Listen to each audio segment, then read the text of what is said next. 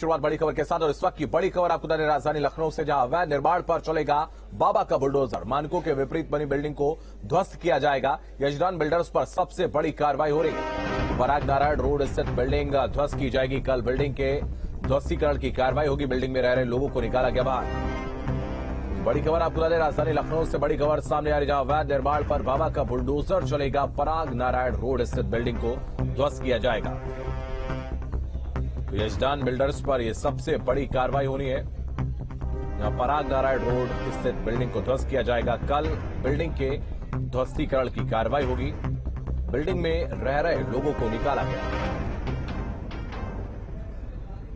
तो बड़ी खबर आपको बता दें, कल ध्वस्तीकरण की कार्रवाई की जाएगी। बड़ी खबर आपको बता दें, बाबा का बुलडोजर जो है वो इस वक्त अवैध जो निर्माण किए गए हैं उन माफियाओं की संपत्तियों पर चल रहा है और लखनऊ में इस कार्रवाई को अंजाम दिया जाएगा। मानकों के विपरीत बनी बिल्डिंग को ध्वस्त किया जाएगा। तो यजदान बिल्डर्स पर यह सबसे बड़ी कार्रवाई की जा रही है। पराग नारायण रोड स्थित ये बिल्डिंग को ध्वस्त किया जाएगा।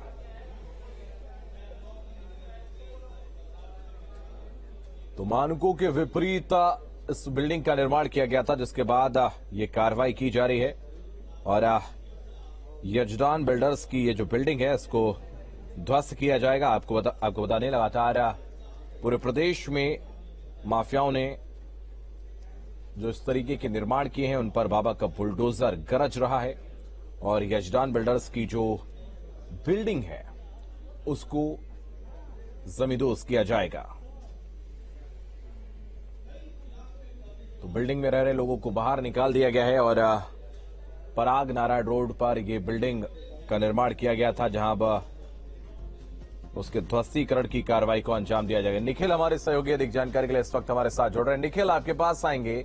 यजदान बिल्डर के इस अवैध निर्माण को तोड़ा जाएगा, क्या अपडेट है आपके पास? बिल्कुल, देखिए ये कार्रवाई कल शुरू होनी है और जो सबसे महत्वपूर्ण बात है, इस बिल्डिंग को बनाने में जो लापरवाहियां हैं उसकी शायद सारी हदें पार कर दी गई।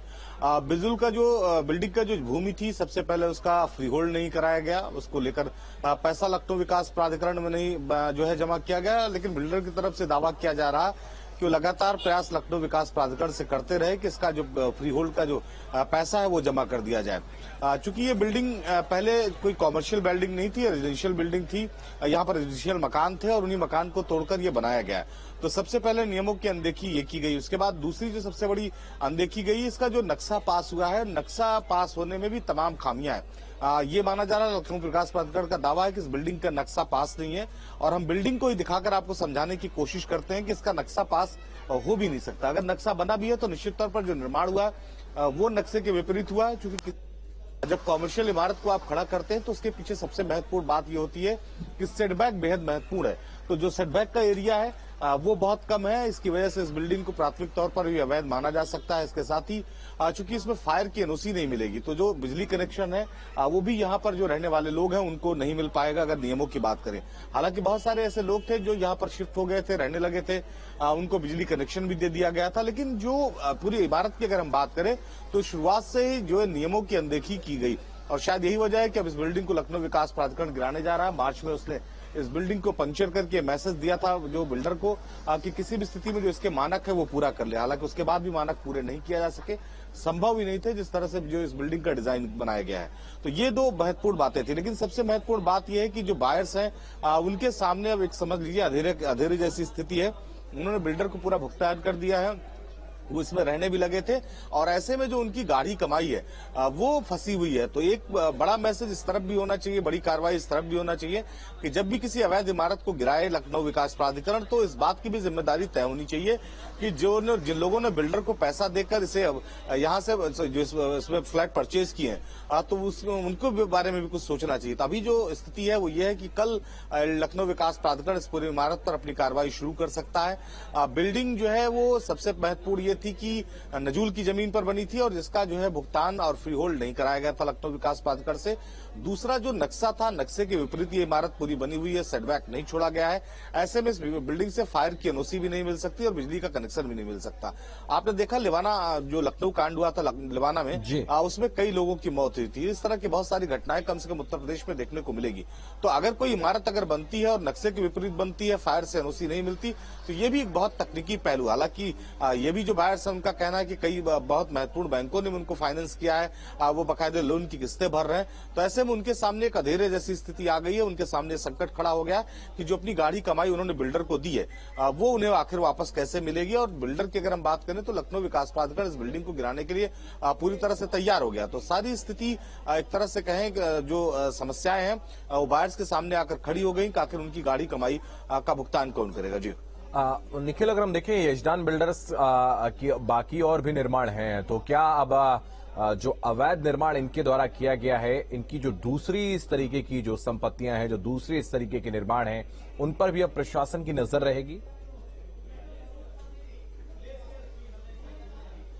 देखिए, लखनऊ विकास प्राधिकरण के अगर क्षेत्र में हम बात करें तो राजधानी लखनऊ में जितनी आपको मल्टी स्टोरी बिल्डिंगें मिलेंगी, उसमें से लगभग 30% मल्टी स्टोरी बिल्डिंगें मानकों के विपरीत बनी हुई हैं, नक्शे के विपरीत बनी हुई है और समय समय पर लखनऊ विकास प्राधिकरण नोटिस देकर अपना पल्ला झाड़ता भी रहता है। लेकिन आप पिछले कुछ दिनों से आप देखें, जब से लिवाना कांड हुआ है, थोड़ा सख्ती लखनऊ विकास प्राधिकरण ने दिखाना शुरू कर दिया है। शायद यही वजह है कि इस निर्माण को अब तोड़े जाने की जो है वो कवायद शुरू कर दी गई लखनऊ विकास प्राधिकरण की। तो जिस तरह की तस्वीरें लखनऊ में आपको मिलेगी, हर गली में अपार्टमेंट मिलेगा, ये अपार्टमेंट कैसे बन जाते हैं, ये तमाम सवाल है लखनऊ विकास प्राधिकरण की।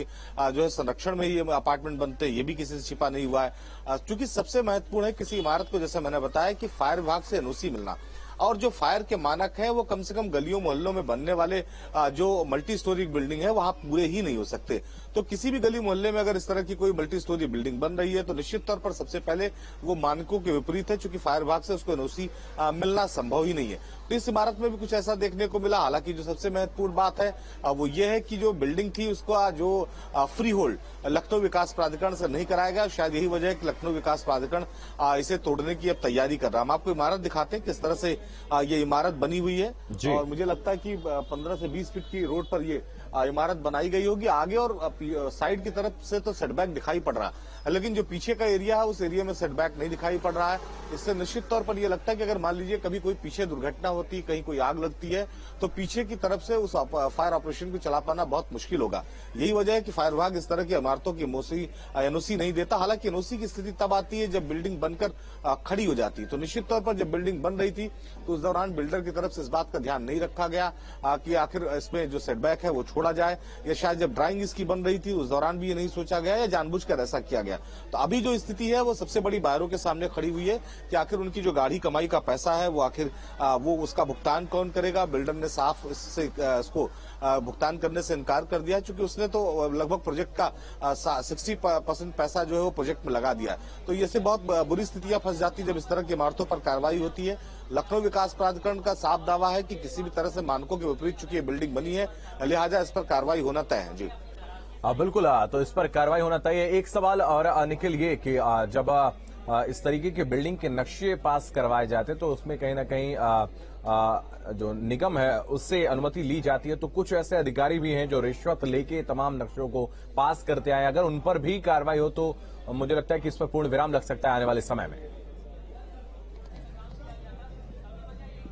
देखिए, अभी ये स्पष्ट कर पाना बहुत मुश्किल है कि इस बिल्डिंग का नक्शा पास है कि नहीं है, लेकिन ये जरूर है कि जब नक्शा पास होने के लिए कोई बिल्डर जो है वो लखनऊ विकास प्राधिकरण जाता है तो सबसे पहले जब जमीन की उपयोगिता दिखी जाती है। अगर जमीन फ्री होल्ड थी तो नक्शा पास कर पाना बहुत मुश्किल था, और अगर लखनऊ विकास प्राधिकरण ने इस नक्शे को पास भी कर दिया तो जो डिजाइन फाइनल लखनऊ विकास प्राधिकरण की तरफ से किया गया था, निश्चित तौर पर बिल्डिंग उससे विपरीत बनी हुई है। आमतौर पर लखनऊ विकास प्राधिकरण का जो नक्शा सेक्शन है वो इस तरह के नक्शे को डिजाइन कर देता है, उसका भुगतान ले लेता है, लेकिन वो कभी इसको तस्दीक करने ग्राउंड स्तर पर नहीं जाता कि नक्शे की विपरीत इमारत बन रही है कि नहीं बन रही है, नक्शे के तहत इमारत बन रही है कि नहीं बन रही है। तो ऐसे में क्या होता है, बिल्डर बहुत सारे लोगों को, जो आसपास के लोग रहने वाले होते हैं, जिनको मकानों की और घरों की जरूरत होती है, उनसे बाकायदे मोटी रकम लेकर इस फ्लैट की रजिस्ट्री कर देते हैं। रजिस्ट्री भी एकदम पूरी तरह से हवा में होती है, एक तरफ से अगर कहें तो वही तस्वीरें यहाँ भी देखने को मिल रही है।